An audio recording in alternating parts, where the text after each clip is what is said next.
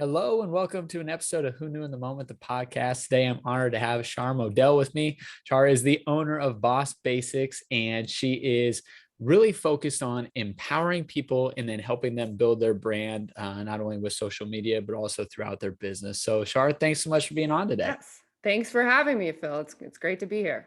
Absolutely. So I'm excited to share Char's story with you and kind of walk through it because it's not the normal one, especially if you're a Midwestern person. So it'll be fun to see how she has gotten to where she's at today. So, Char, one thing that stood out to me was you talked about as an adolescent growing up that you didn't necessarily have the most financial means in your family, but you always found great satisfaction and joy out of helping others. So maybe Yeah. talk a little bit about, your experiences, young growing up and realizing, Mhm. hey, I really enjoy helping people.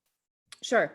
So, yeah, I know I was actually really poor growing up. And there was a time that I had both my parents together, and then they split when I was 10, I believe.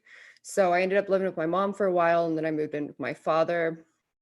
And I think the thing at the time is like not only that played a role too, but I had to kind of quickly figure out how I was in survival mode as a child. I had Yeah. a lot of anxiety. P.S. I'm going to age myself throughout this. I'll give my age. But we didn't use the term anxiety as kids. We just said, this kid's like stressed out or energetic. Yeah. But I had a ton of anxiety as a child. And during my adolescent years, prior to when I kind of like joined going to a church and put time and energy there, I wouldn't say I was into helping people up until the age of 10. I was just trying to survive myself. I had been to over 11 schools total in my life, and the majority of those were before the age of 13. So, what Wow. happens is when you have no stability and no structure at home and you're constantly moving, and I had, like I said, a lot of anxiety. And I also went to an all black school once. I was the only white girl in my class. I've experienced different things from different walks of life I could Yeah. relate to now. I sort of The way that I survived was becoming friends with my teachers and trying to figure out a way to sort of make friends fast, being friendly, being useful. It was really interesting to look back at it now and see what I did to, like I said, sort of survive that time. Yeah. So talk a little bit about that because yeah, switching schools is hard. I mean, when you don't have the same friend group or you have to make new friends. So talk a little bit about how that impacted you. I was obsessed. It's funny to me now because I own a TV I've probably turned on 4 times. Not that I ever watch I'll watch Netflix on my laptop and such, but I Yeah. don't really watch TV. But as a child, TV was a huge outlet for me, and reading. I think I read The Lion, the Witch, and the Wardrobe probably 50 times. And I love looking back at that time to now because they'll say, oh, you were trying to manifest the life that you want. No, really, I was just trying to create a life better than what I had. And so Mhm. I sort of was like this weird creative kid, writing things out, reading books constantly, joining book clubs, trying to find some sort of common ground with people. But I was that geek who's like obsessed with like 90210. Like Yeah. I was obsessed with like teen shows and things of that nature just because I was able to put myself in the television show Mm. and escape my reality, Wow. and read books and escape my reality. And they were the only sense of stability I had at that time. Now that changed and I think you're trying to drive me a little bit forward to maybe my teenage years. Um, when I was 11, I started going to a church, and it was a Pentecostal church. I don't know if some of the audience will know what that is. Yeah. And I didn't really believe everything for like a year. I Mm. think I was like, because I had been so exposed to so many books and things, I sort of knew to ask questions. And I Yeah. was also obsessed with I don't know did you ever have the choose your own ending books, or was that, do you remember I those? didn't have those. So there's these books there, they would like walk you through to a certain point and you could choose your own ending. And I had to Uh, know every ending. Like I was a yeah. very curious kid. So I asked a Yeah. lot of questions and it took a minute for me to trust people. Yeah. But when I went to the church, it was about a year in when I felt like I had had my own personal experience. And I felt like I wanted to involve myself in the church. It sort of became this like safe haven for me. Yeah. And I threw all my time and energy into church. Like I went like all in for several years, probably from 11 till 20. Mm. And I wanted to be an evangelist. I was obsessed with evangelists, listening to them speak. They inspired me. Yeah. I would go to church. Nothing in my life is ever, I don't understand the term balance, but whatever. I Yeah. would, we'll circle back to that train of thought, school of Yes. thought. Yes. But I would go to church Sunday morning, Sunday night, and I would go to Bible study on Wednesday. And we did Thursday night prayer meetings. And I worked 2 jobs at 14, and I was still going to school. So that was my life as a teenager. I wasn't involved in school. I wasn't able to play sports. We weren't allowed to wear makeup and pants and things that I later kind of bucked back on. Yeah. But yeah, I had a very different childhood. Like, ask how many kids, grew up hanging out with ministers in their 50s, wanting to be an evangelist, and then also have the teenage stuff happening at the same time. It's kind of like this contrast, right? So Right. I was learning, I was like, but I was also obsessed with like style, and I wasn't allowed to wear makeup, but I was obsessed with the idea of like being able to be something else. And Britney Spears and Mariah Carey, huge influences. Yeah. Britney Spears, I know, but like, God bless her. I hope she's free. I know. But Free her. Free her. free her. So yeah, that's kind of how my life began, in a sense of like where my influences came from. Yeah. Now, something that you hit on was the impact of reading in books.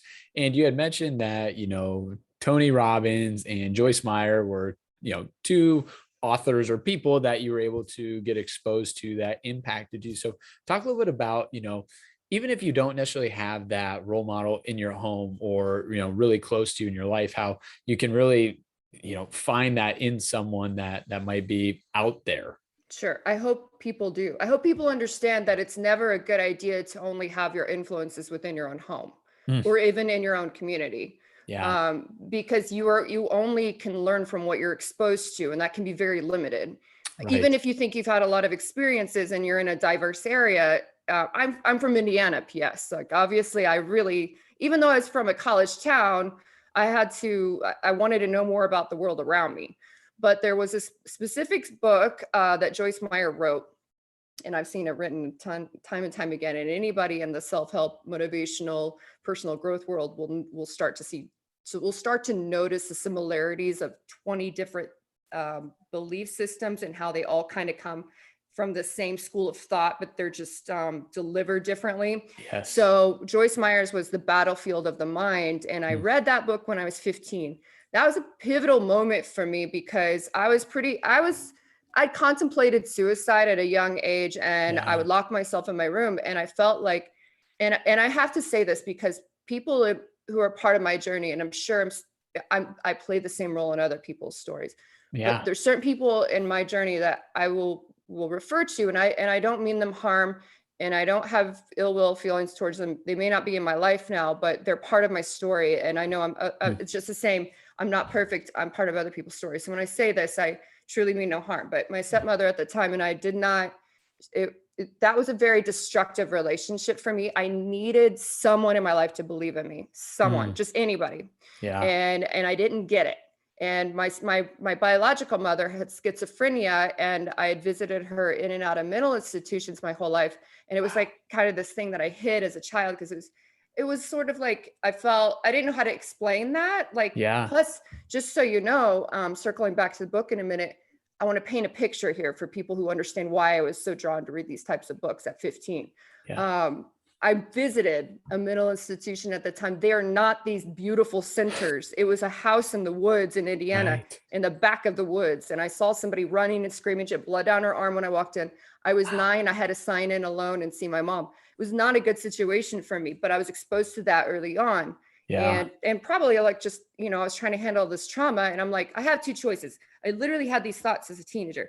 I'm either going to die, right? Like, cause I'm going to end my life because I'm so miserable, or I'm going to like do something to deal with these feelings that I have. And I really, truly believe I had experiences with God, and that's like what kept me going. And I read this book found its way to me. And The Battlefield of the Mind is talking about the power of your mind, and really just like The Secret and all of these other books right after, the people like, ooh, they're new. They're really just delivered differently. And this one was delivered in a more Christian manner for me to sort of, is a little bit more simplified for me to understand. And that book was so powerful for me. What I did is I would walk through the school halls and I was always just like this. People would, they didn't mind me. I was an outcast no matter what, because I kind of, that weird Christian girl that like never speak. I was falling asleep in class every day. I was a terrible student. Anyways, I Yeah. tried, but I was working too much. Right. But like that, I would walk through the halls and I would imagine myself being somebody else to sort of deal with the feeling that I got, just the insecurities that I had with my body, with the way I looked or who I was. And just, oh, Yeah. and then I sort of turned it into a power of mine. I'm different. I'm going to own it. And that's Mm. okay. And so, yeah, like that book really changed me. And I think it's important for people to understand the power of their mind and what kind of thoughts are you having that you're not even aware of when the music's off, when no one's talking to you, when you're alone in your room at night. What is replaying in your head? And I really started paying attention to that, like I said, in my teenage years. Yeah. No, that's good. Now, as you're progressing through that, because once again, there's a lot that is impacting you as, a young person, as a teenager, and you're moving schools. Did you ever start having a sense of community with an individual or with a group of people, or was that Yeah. more kind of that faith piece of your life that was the community wherever you were at? We had a really tight group of friends at church. Yeah. And I still had the teenage experiences. They were just different somewhat. Some of them were Mhm. really the same. We liked boys. We talked about what, we'd go over to each other's house, watch movies. It wasn't all so foreign to like what you would think of as now would be a normal childhood experience, Yeah. if there was one pre-COVID. Yeah. But right. But my community was definitely within the church. Yeah. And I sort of, like I said, I had this contrast of I would hang out with the ministers when I really wanted to learn more, and because I knew where I thought I wanted to head, right? And Yeah. then I would hang out with, I'm a teenager. Like I want to have fun and I want to go to an amusement park or do things like that. And I would hang out with my friends. And it's funny, we're still all connected on Facebook. They still send me messages and stuff. And this is, like 23 years later, but Yeah. we still do stay in touch. So I value their friendship still, even if we're not in touch, because like they were family to me. And Yeah. this plays a huge, huge role in how I develop relationships with my clients now, Mm. with my friendships and things of that nature. Because, like I said, when you're younger and you don't have that, you find it in other people, but you also sort of put more weight and value in that relationship that you're building with those people. Yeah. They were so important to me because they were all I felt like I had. Mm. So I put a lot of weight into being a good friend because I also needed that friendship. But I had some really good times as a kid. It wasn't like all horrible. It was just very different. And I didn't even know that it wasn't great until I was around somebody that had like a really, because a lot of the kids in church had some terrible things happening at home. And mine was Y- by far not the worst, like Yeah. at all. Like I was safe. I had a house over, my head. Like I wasn't like physically abused or any of that. Hmm. And some of them were. So it never Wow. occurred to me that maybe things in my life weren't that great until someone told me, hey, just so you know, the way your family operates, it's not normal. Mm. You guys are like roommates that never talk or see each other except for at Yeah. dinner, and then you go do your own thing, and then a couple times a week at church. So I don't it yeah, anyway, but those friendships that I had at the time, we all were kind of helping each other along, and yeah, they had a huge impact on me. Absolutely. Now, as you're getting through high school, you end up starting to work at Indiana University Yeah, and getting a side hustle. yeah. So This talk a little yeah. bit about that. Clearly, work ethic is a strong characteristic from you. It was an outlet at first, and honestly, so you bypassed all the non-glamorous stuff. Let's be real. I worked at like 7 different mall jobs as a teenager. Like I think I started out at J.C. Penney. Yeah. And then I worked at Annie Ann's, for God's sakes. And then I quit there because I put on 15 pounds. And I was gonna say that'd be a tough one right there. I mean, the thing is funny is that low fat was in for 2 seconds and everybody realized, no, high carb and low fat doesn't work. Anyway, as soon as I quit that job, I lost the weight. But like I worked some pretty non-glamorous jobs, and that was from 14 to 20. Yeah. Then I actually took a job at a self-book publishing company. I worked there for a minute, and I worked at a behavioral health center, which didn't, the apple doesn't fall Yeah. far from the tree. I understood those people. Yeah. And then I got the job at IU. So I Okay. was working at Indiana University. I did the event planning stuff. I worked for who is now, I think he still might be the president of IU, Michael McRobbie.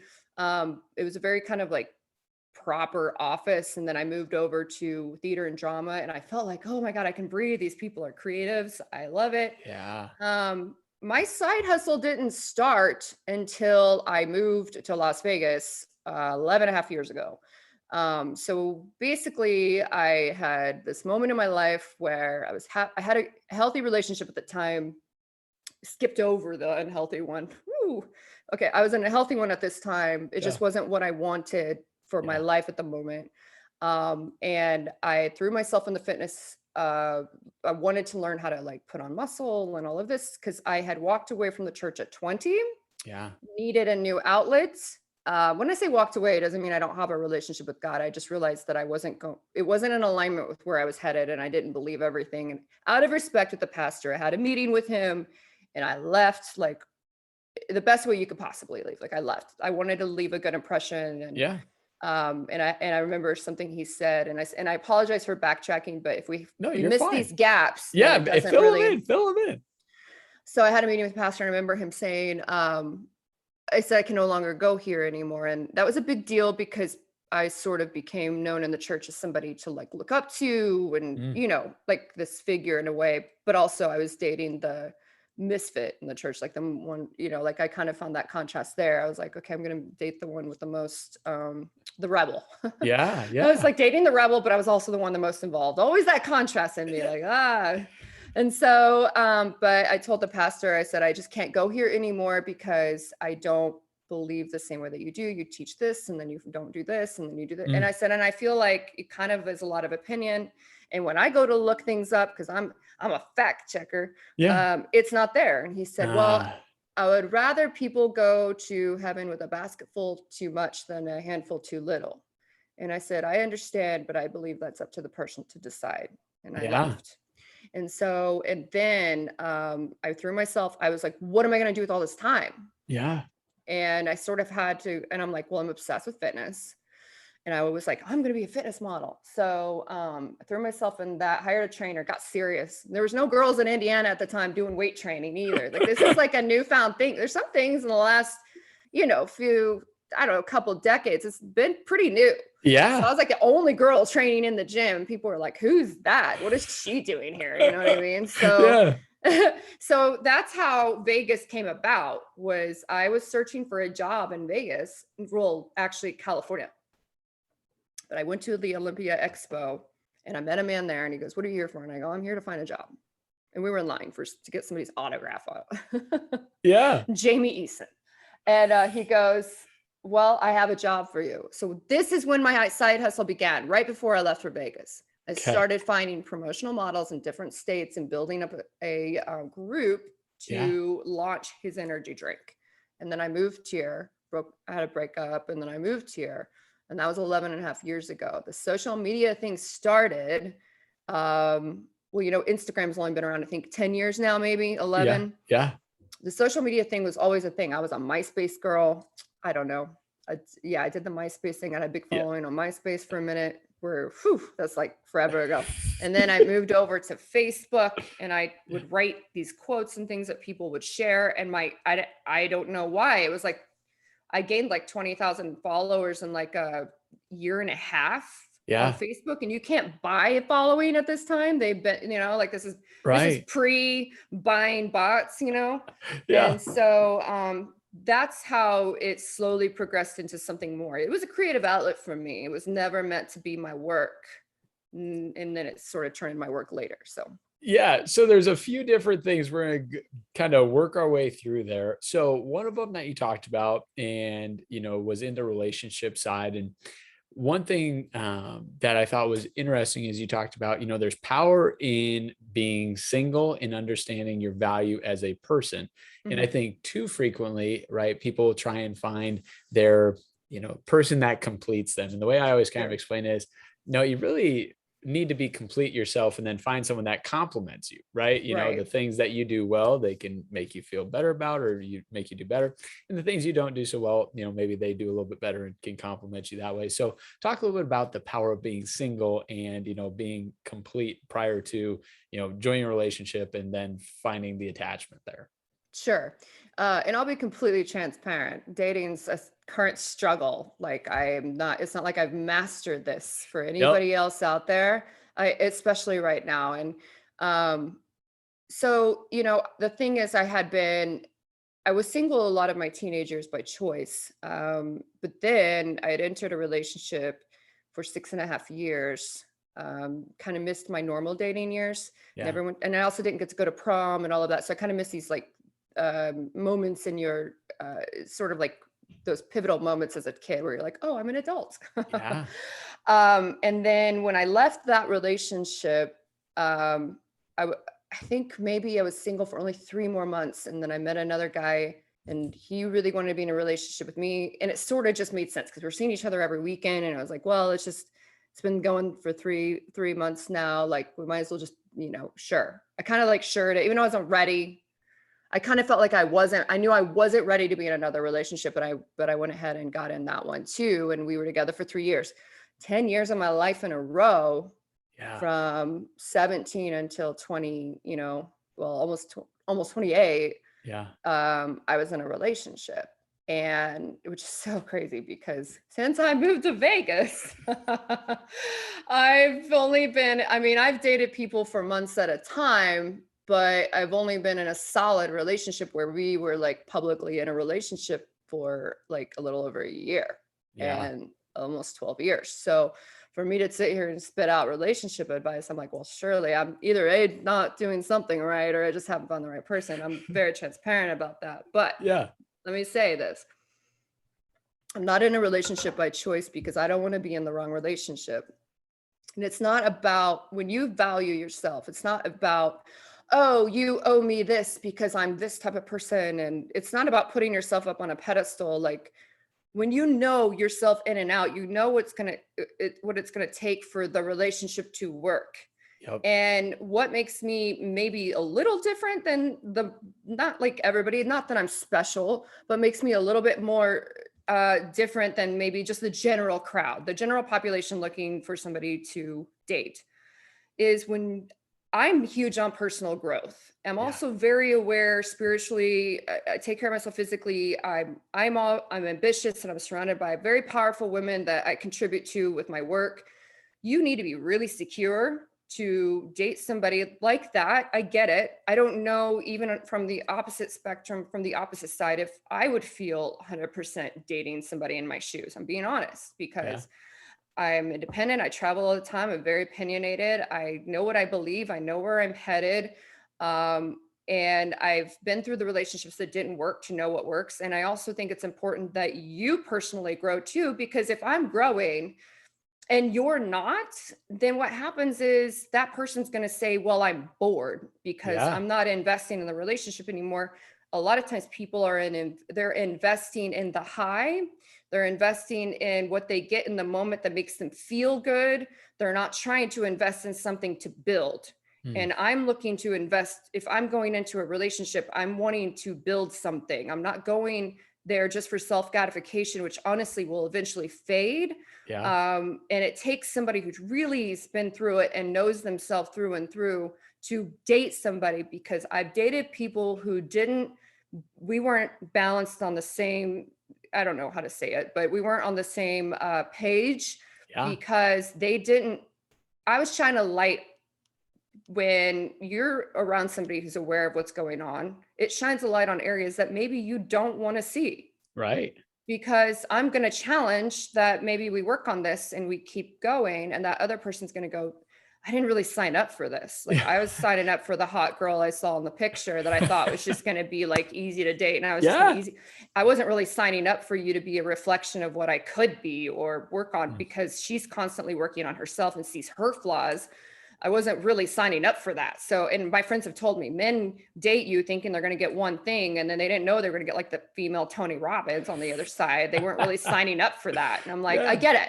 So I'm probably difficult to date in a sense of that. Like, I can't be quiet. I would want things to grow, but I don't push either.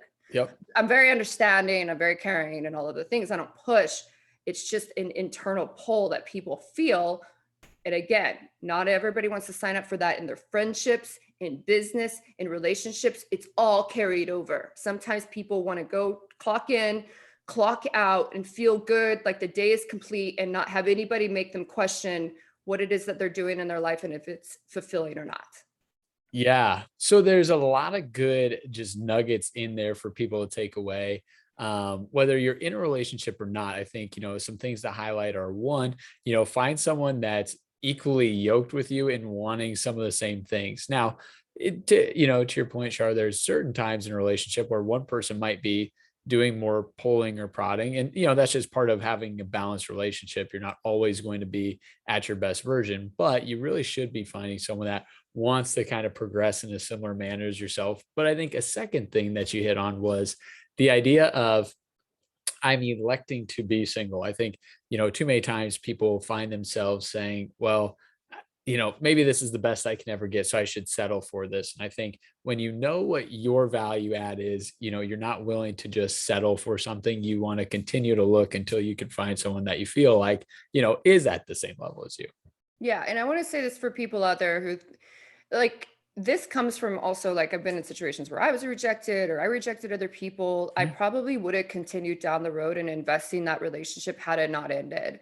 And I want to be transparent about that because I think that some people listen to people like who hear the stories of, they're hurting, they're going, how do I even let this person go that broke my Mm. heart? Or how do I even find somebody that's worthwhile and not think that, oh, all men or women are evil? Because of the experiences that I've had have told me this story that I continue to tell myself. And I'll tell you this, like the one thing that's kind of like kept me going through and through just as a human is that like if I know I'm willing to give that, then I know that there's somebody else out there that is too. Meaning like if I know I'm willing to, it's not just, I'm not going to be the only person out there willing to give to that level Yep. or invest to that level. And I've made my fair share of mistakes. Like my fair share, and it's not like I don't ever just date out of leisure. Like I get, we sometimes experiences are good and you grow from that to figure out what is going to work. So it's like, it's not like I'm going to be like the anti-dating girl that's going, well, if this isn't going to turn into a relationship, then I'm just not going to go on this date. And I think Yeah. people put all these ultimatums out there too, Yes. instead of just going on the date to see how that person is. And I've been on some dates before where like that person was really cool and incredible to get to know. And I would have never gotten to know them had I not just decided, well, you know what, I don't feel either way. And maybe they're not my type, Yeah. but I'm going to go ahead and go just because I kind of feel like they're interesting and that it's a possibility. And so Right. people want to know ahead and everything now. I don't want to invest in this unless I know I'm going to get my money back. I don't want to Yep. invest in this person unless I know for sure they're never going to cheat on me or lie to me or hurt me, or I'm not going to move here unless I know I'm going to succeed or do this. And that's just not how life works. You have to take a risk to get the reward. It's just how it is. Yes. Boom. Now, to get back on track with your story and talk Yeah, about the risk reward. So you sure. mentioned that you're in Indiana. Yep. You have this chance encounter at an Olympia contest, and you decide, you know what, I'm helping build this business, and then the offer comes to move to Las Vegas. And in your head, you're like, well, yeah, this sounds like a good situation. And then you show up. All my dreams were dashed. It was funny because I laugh now. That year was so brutal, but I wouldn't trade it for anything in the world because it was Yeah. beating the monotony that I had. I wasn't bored. And that was so very exciting to me. So I kind of like welcomed it in open arms. But when I arrived, it wasn't the job itself didn't turn out to be what I thought. And I had traded the 3 works that I did leading up to move to Vegas. I was in exchange for free rent in a really nice home with the man who I worked for and his fiance. but I found out she didn't know I was coming. God bless him if he's listening. Again, I don't, whatever. But Yeah.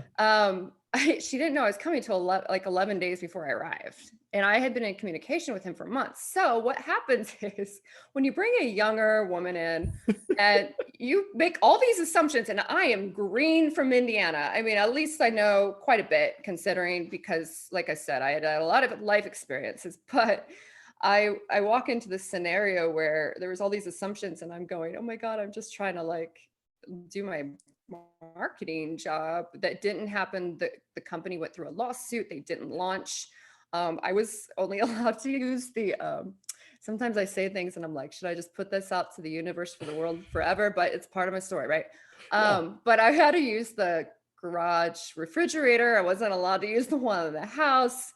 I sort of felt like I don't know how to describe it, like the evil stepchild there. And I was like, Yeah. and so that was an interesting moment. And it didn't even significantly bother me. I kind of understood where it was coming from, but I moved out within like a couple of months. I moved out and I moved in, with some friends and I bounced around a bit. So I figured out where I was going to stay put. That's putting it glamorously Yeah. about. I was like, I mean, I had just been to move to Vegas and I hadn't had a drink in over a year when I moved here, but mind you, I wasn't a drinker. I didn't have Yeah. my first drink until I was almost 22 years old. Okay. Um, so I'd gotten to the party scene for maybe like 6 months and then I was like, okay, that's exhausting and kind of got out. Not that I never go out, but Right.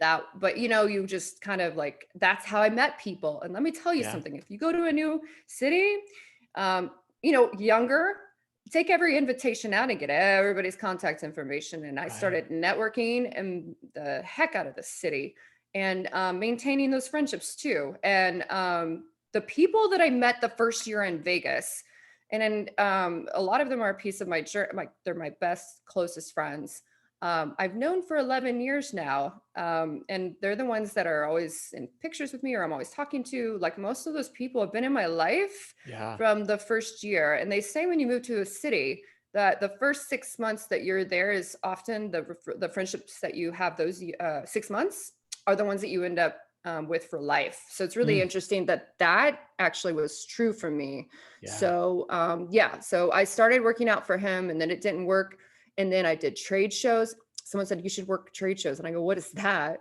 And then I didn't have Google, Yahooed it. I don't even know what I did. I asked friends. Yeah. As friends. Yeah.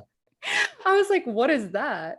And then I lied on my resume, said that I had done that. But the event planning and stuff helped. But Yeah. started booking myself off Craigslist. Yeah. I was gonna say we got to We highlight got it. that. I Don't talk. recommend that Yeah, anybody. no, like I just let me tell you, but you know what? Most of the gigs were good and they paid really good. And Yeah.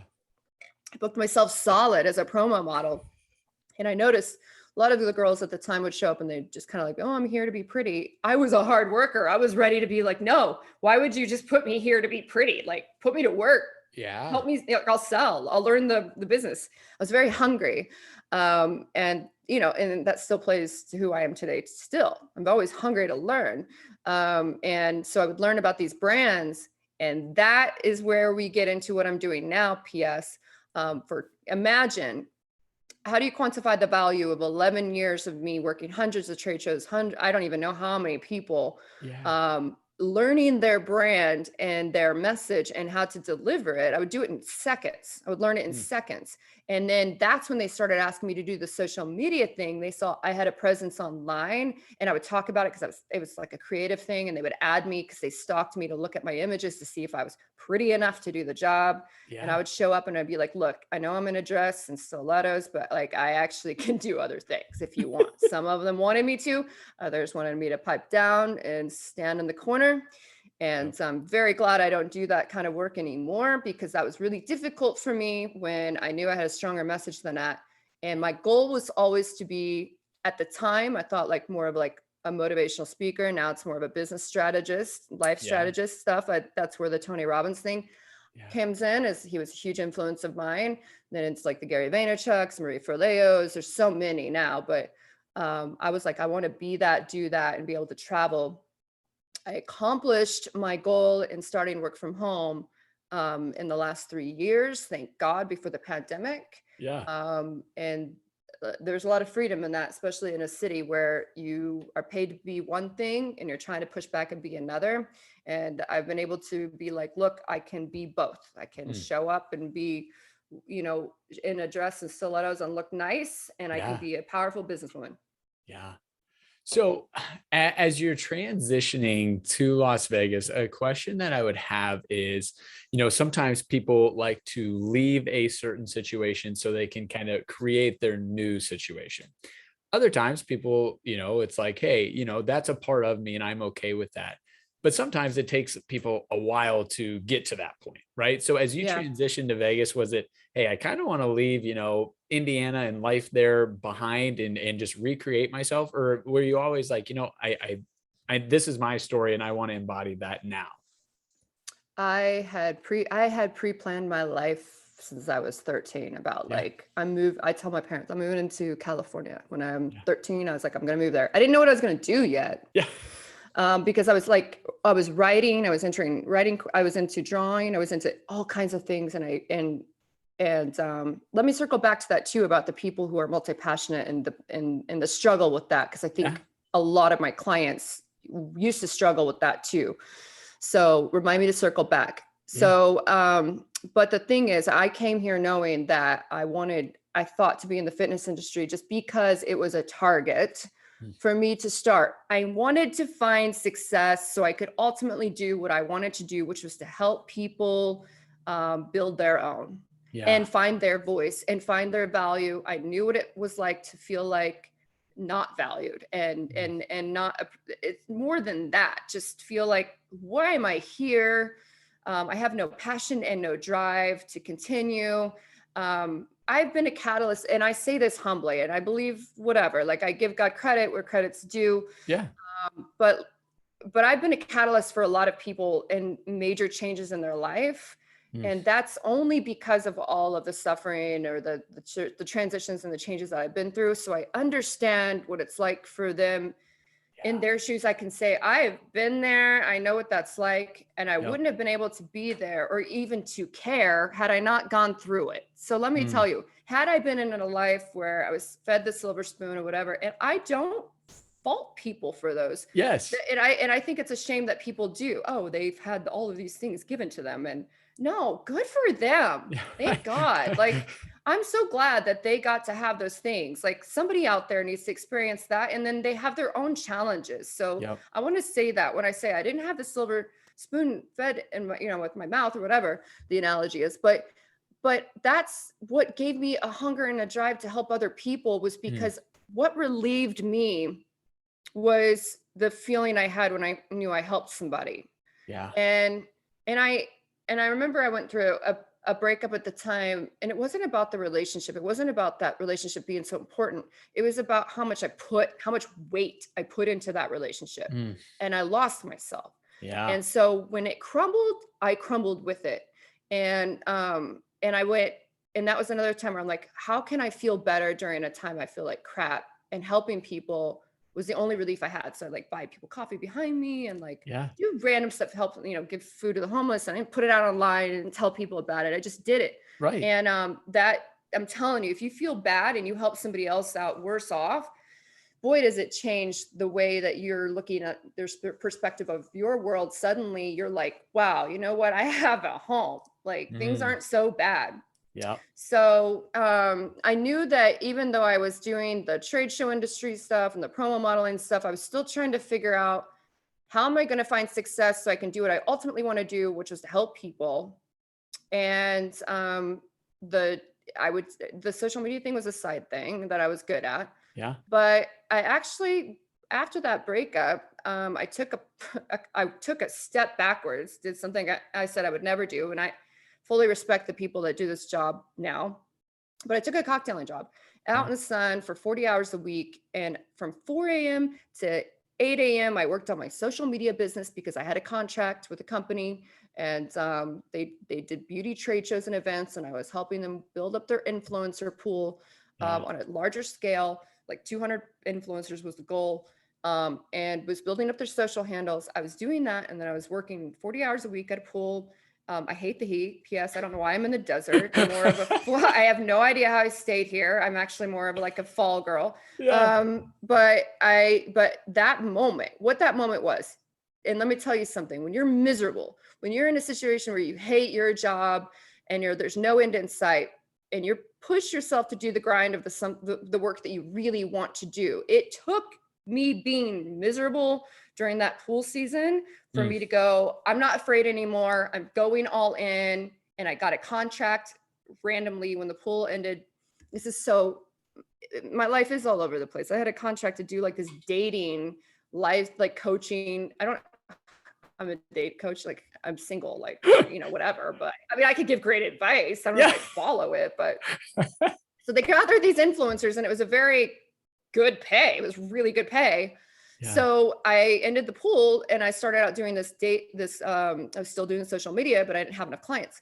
And Mm. I was doing this live streaming and I live streamed like 8 to 10 hours a day. I wanted to be at the top and I did. I made it to the top for a few weeks. And then the live streaming kind of opened it up. I think like a few months in, maybe like 4 months in, 5 months into adult work. And I was out because I wasn't going to do that. So Yep. I wasn't going to do the OnlyFans. I wasn't going to do, and I'm not, putting people Right. down for it, but look, it's not my cup of tea. Fought against people that was like, oh, are you doing X, Y, and Z? I'm like, no, look, I don't take off my clothes. I use my brain. I know I dress nice. I know I come off maybe a certain way because I'm in bikinis or something, but I wasn't going to sell out for that. Yep. To me, it was selling out because I knew it could do so much more, not Right. because I think that other people were making millions on it or like it's a bad move for them. It just Yep. wasn't the move for me. Yeah. So yeah, anyway, I ended up doing that before I started my business, The Boss Basics, last December. I actually just made it official last December. Thank you. Yeah. And in 6 months, turned it into a six-figure business. So Yeah. this is a big pivotal moment for me. Absolutely. So two things to highlight there.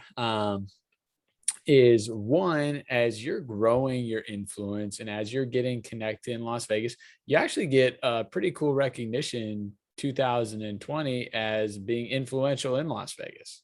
Yeah, I did. I take it I take it lightly because it's like I mean, some people may find me influential and other people may find me annoying. And Yeah. so, just who am I? But I'm glad to be recognized. I don't focus on the recognition. A Mhm. lot of the things happen organically. And to be honest, like I work some days 14 hours a day. Yeah. I'm on my phone. It's not an easy thing to I travel a lot, so people will assume that like, oh, maybe that she doesn't work, and I don't really care to clear out assumptions. This is my opportunity, right? Mhm. So, but I travel a lot because when I'm traveling, it's the only time you've got to remove me from my environment to get me off of my phone and my laptop. Yeah. And so these opportunities of being like, oh, you're influential and things, I am so grateful for them. Um, but they're not what fuels me. What fuels me are my clients telling me that, oh my gosh, like they'll have emotional moments like this. Like now it feels like this X, Y, and Z is finally happening for me. It's a huge moment. I feel like my socials are really speaking to who I am and my character and what's important to me. People are noticing. I kind of try to focus on that and have like that Clydesdale vision. Yeah. So that way I don't get too caught up because I'm such a glam queen sometimes. And of course, thank you. I appreciate that. I'll take the accolades, but they're not what fuels me at the end of the day. That high only lasts a little while. Yep. And I have to, I got to remind myself like, look, you're no one like, and I don't mean that the way it sounds. I'm just saying like, I have to remind myself like, you've got to continue to learn and grow and listen. The only reason why you're successful in this industry is if you're a good listener. I come onto teams, right, where there's already people in place. Yeah. I don't go in there telling them how to run their business right away. Right. I might come around later, but what I do is like, for example, I got brought onto a new team and my most success to date with this new client. And I talked to each, I think 6 team members. I had a Zoom with them. She didn't tell me to. I did it on my own. And I said, tell me what I can learn from this situation, what's working and what's not. Yeah. And that's how I approach it is because I don't assume. that just because I am somebody to something to somebody else, Yeah. that that's the case in every situation. I assume I'm put there to learn and grow, and then I'm going to help you grow. So I think it's just important to not get caught up in the who's who. The people who probably are the who's who are aren't necessarily recognized, and I want them to know that like you matter. Like even if you're not recognized on the front cover of a magazine, there's so many people who are really just doing the work like I talk about, and they're not getting the recognition. And so I see them because I work with them. And Mhm. so I'm really grateful for that, because I can be a spotlight girl. Look, like I said, I love to dress up, love the red carpet stuff. All of that is fun for me. Trust me, it is. I just also remind myself that that's not, that it's because of all the work I'm doing that you don't see, right? Like you don't see me calling my girlfriend up, having a meltdown for 15 minutes and pulling it together and continue my work. Cause like people, if you're a new business owner, you're going to have those moments where you're like, how am I going to even get through today? Yeah. And just push through, because we're all human and you only see what I put out there. And I'm not showing you going, oh my God, how am I even going to get this done? I'm like pulled in 20 directions and I'm human and I'm not perfect and I'm freaking out. We don't put that out online, but that stuff happens. And I do, I pull it together and I continue my work, but look, it happens. So Yeah. So with that and inside your work, so helping people grow their brand, helping them on social media presence, what are maybe one or two tangible takeaways that people could implement with their business, implement for them personally that would be mhm. useful? You've got to be able to tell somebody in like 3 seconds. I'm serious, like in a minute. Why am I listening to you? What is Yeah. it that you're selling? Why would I buy from you? What's your message? Mm. It doesn't matter if you're selling deodorant. I don't care if you're selling beauty items. I've helped people across the board. If you're a med spa, I've done those. If you're a thought leader, tell me what it is that you're selling and why I should buy it from you. And if you can't do that and you struggle and it's a paragraph and you Yeah. can't sum it up into 3 key points, then your message is never going to be able to be translated into marketing, into social media. People won't be able to figure out what the value is or why they're listening to you. So the Mm. huge turning points I've given to other people when they take me on is we sit down and we have a meeting and I go, what is it that what's important to you about what you're doing? Yeah. The underlying message. It isn't necessarily what's going to come through the channels. Yep. And I go, because, and I'm straight with them, your social sucks. I don't know why I should listen to you. It's all over the map. Like I can't even figure it out. Don't look at my social media because I'm, anyway, but that's not what we're here for. We're not about here. We're not evaluating yours. You're good. Mine is so different. But all my business has been word of mouth. Yeah. So I don't really, anyway, I'm not trying to build there. That's a creative outlet for me. I do build there, but that's not, anyway. Yeah. So I go, let's get clear on your vision. Who are you? What's important to you? What's the underlying message? So I know what to pull through your messages, because there's always some sort of tone happening. Oh, I'm really into politics, or oh, I'm really into Yeah. like helping the military, or oh, I'm really into saving animals. Whatever it is, art, music, something.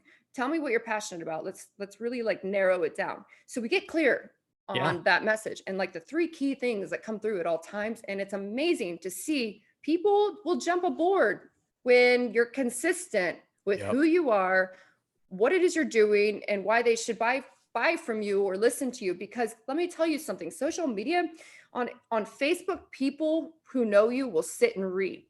But on Instagram, you've got 3 seconds to catch their attention. Right. Like a second. Yeah. I was gonna say maybe 3 seconds.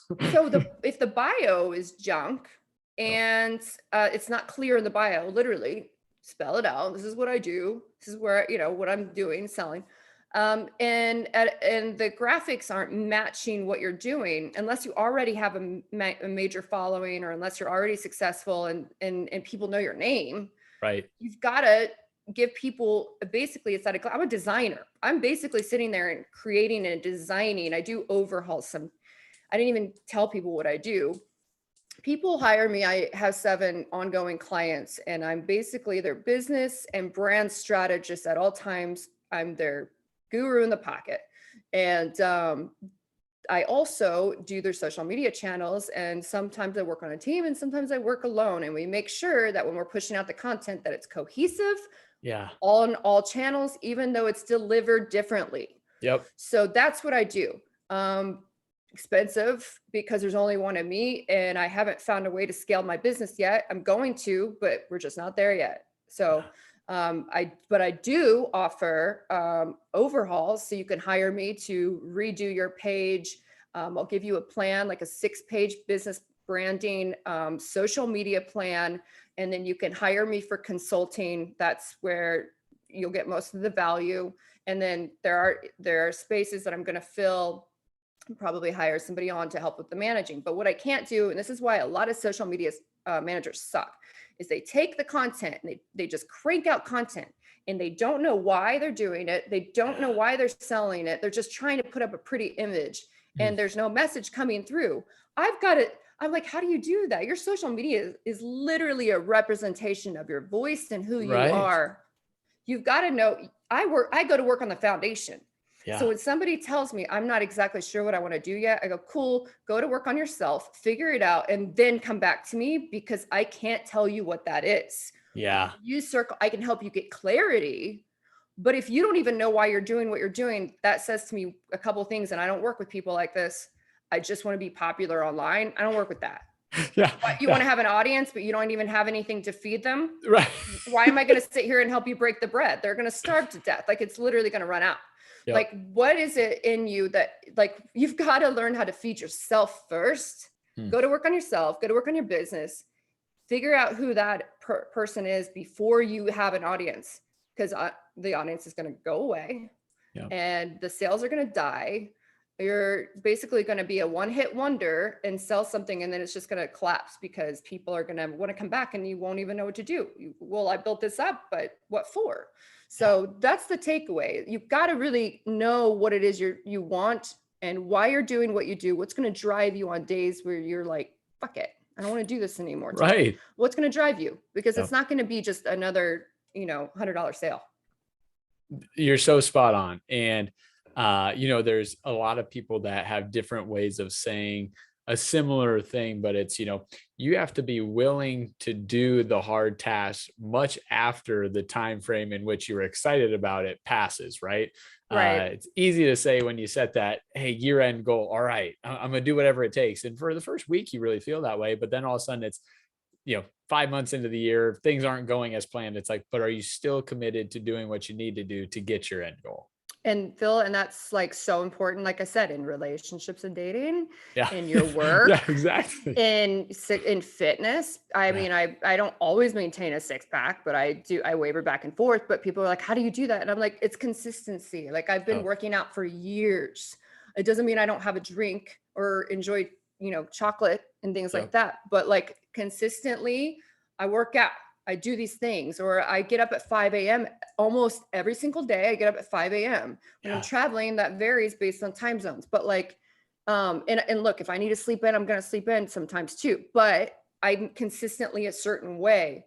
I consistently show up for my clients. I consistently show up for my friends. And that like takes practice. It takes self-discipline. It's not, like I said, it's not that I'm perfect. It's just that I show up. You Yeah. got to show up in Well, areas of your life that are weak or struggling. If you don't continue to show up and you just want to blame everybody else, you're going to be miserable, because you're never, ever, ever going to take like the reins yourself and realize that it starts with you. yeah. And that's even with breakups. I go, what did I did wrong? What did I do wrong? Or Hmm. why did I even want to be in a relationship with this person to begin with? Why would I want to stay here? Like, I took ownership. And I think Yeah. that's so important. Yeah.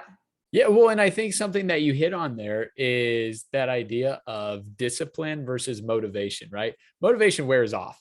Yeah. But when you have discipline, you have, I don't know, routine, structure, whatever you want to call it, like it makes your decisions a little bit easier, opposed to, well, am I motivated to do that today or not? Right. Yeah. That's how you can really get into a spiral really quickly of continuously not doing something, because motivation comes and goes. But when you have a discipline, you have a habit, you have a routine, you can continuously do it, even if the motivation isn't necessarily there on a certain day. I think it's so important that well, whenever I feel like I'm in a dry spell and I'm like struggling to like want to do what I'm doing, because it Yeah. can be very monotonous. Like I said, Yeah. you can see some of the glamorous stuff, but like, Ooh, so glamorous. I had to edit a video yesterday 25 times for this client that it went seemingly glamorous. But like my point being is like it's not as glamorous as it looks. You see the final Right. product. Yep. And I stay hungry. Yeah. I listen to things in the morning. I have a routine in place in the morning. And it's funny when you're on my channel, I don't talk about God a lot on my channels, but I definitely do with my closest of close friends. And like Yeah. in the morning, I like listen to things. It's like my form of meditation or prayer is being alone for a couple. I have to get up early before I start working because how am I supposed to create content for 6 to 7 people if my head's a mess? Right. And I've had to do that. I was sitting there like my friend's like, "What are you doing?" I'm like, "I'm crying." She's like, "I don't it's like I'm creating content or what I'm doing." It's funny, but like Yeah. it's true. Like Yeah. you don't want your head to be a mess. You Right. got to take care of your emotional needs because then when you go out into the world, it doesn't matter what job you do, and you feel like crap because you didn't get a moment to yourself to go, what am I thinking right now? How am I feeling? You got to check yourself. I do it every day. I get up in the morning. I either run sprints or I do a spin class. I listen to meditative music. I write out my manifest list with a girlfriend. We keep track of things that have happened. We've been doing this Yes. since January. Trisha Batani, she's a very good, very musically talented friend of mine. We've Love been it. doing this and it helps each other along. We may not even talk. We might be, going through some stuff in our life and not even want to talk on the phone. It doesn't matter. We're good friends. But we have this consistency of like we write things out in the morning. These are the 3 Yes. things I'm going to do today. And we take ownership. Am I going to eat healthy? Am I going to work out? Yes, yes, or no. We'll say, Yeah. not today. And then what are the 5 things I want to manifest? I know every single day what my target is. May not hit it, but I know it. And when Mm. that becomes ingrained in you, then when you turn the TV on and things are stressing you out, you turn the radio on, you go on Facebook and everybody's stressing you out and you're stressed out about everything wreaking havoc in the world. Look, if the world goes to hell in a handbasket, I at least want to try to enjoy the time I'm here. I don't need to be listening to all of that 24 hours a day. I'm going to try to maximize my minutes. That's just how I am. Doesn't mean I don't want to know. It just means that you can either dwell in it and be miserable or just do what you can to continue your life and contribute where you can, and try to focus on the areas that you can control versus the ones that you can't. That's just how I live my life, and it's worked for me, and it's worked for a lot of other people out there. It's not like I started this. So Right. yeah. No, that is so phenomenal. So many good nuggets. Please rewind that and listen to that. The last 2 minutes. I love the fact that you have a morning routine. You have things that are Yeah. non-negotiables, things that you're focused on, and then the accountability partner. Even for those days where you're not wanting to do it, you've got someone that's holding you accountable to doing it. That's awesome. Absolutely. So, and I think we went over our time. I'm so sorry. No, this is great. This is great. So, Shar, Oh I man. appreciate your time and your story. It's awesome to see where your business is at now. I can't wait to continue to follow it, and we'll have to do this again in 2 or 3 years. See how the business has blossomed and grown, and we'll look forward to chatting again then. Thanks so much. I appreciate your time, Phil. It was a pleasure speaking with you and have an awesome day.